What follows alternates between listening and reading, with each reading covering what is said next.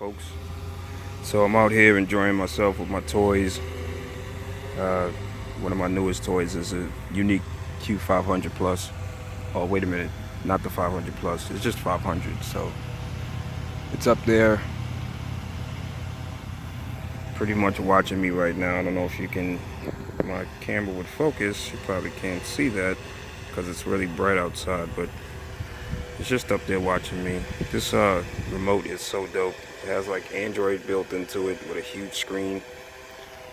So it took me a little second to try to figure this thing out, like how to get it to lift off. I broke about 4 blades already, and it's actually doing really good at resisting the wind because it's really windy right now, and it's actually doing really good. But yeah, I couldn't get it to work correctly. I broke about 4 blades, but I pretty much figured it out. It's like here, I don't know what's up with my camera focusing today. You see you have smart takeoff and pretty much smart landing, which is labeled home. So that's how you get it to take off. And when you're outside, it has to lock onto a GPS satellite signal in order for it to even take off. The only way around that, to like brute force it to take off, would be to go through the options and turn GPS off, and then you can take off whenever you want to. But I would strongly advise that, because I did that in my home, and that's how I broke all the blades.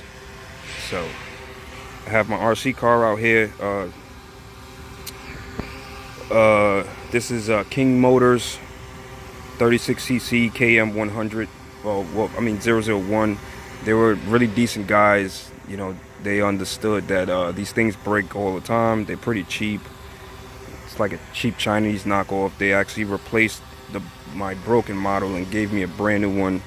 So what I did was just went through it, tightened up all the bolts and screws. Your main issue, if you do buy anything from them, your main issue is going to be the magneto that is connected to the flywheel. That is something that you definitely need to, you're definitely going to need to tighten the screws on that. You're going to need to tighten the screws on the wheels because they will come off. And just go over all the other little screw nuts and screws, and then you should be all right. So far, this one I haven't had a problem. You know, the magneto did come off at first when I first turned it on, but I just took it apart and pretty much put some thread lock on the screws and tightened it up, and so far so good. These guys were actually really excellent. They sent me all the replacement parts I need.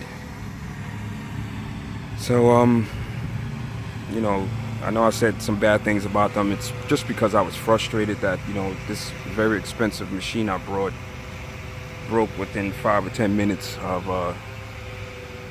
having it on. All right, so what I'm gonna do now is I'm gonna call it down. I'm gonna try to get it away from those trees. So let's see how this works. Oh no, that's not it. All right. Come on, drone. Back up a little bit. Come on down. There we go. Now it's coming down. It's really fighting the wind right now. Come on. Uh-oh. It's going back. No, get away from the trees, drone. Uh-oh. Uh-oh. I'm getting very scared. How can I move this forward? Get away from those trees. No, not back, forward. Come on. Come on, forward. It's fighting the wind.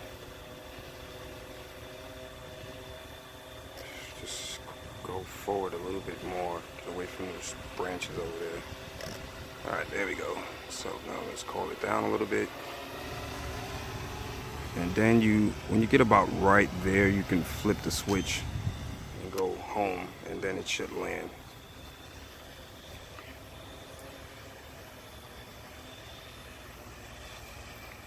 There we go.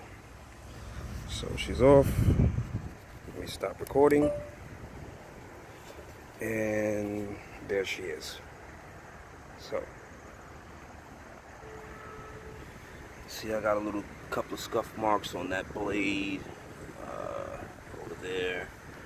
She didn't really take too much of a beating, but it's pretty dope.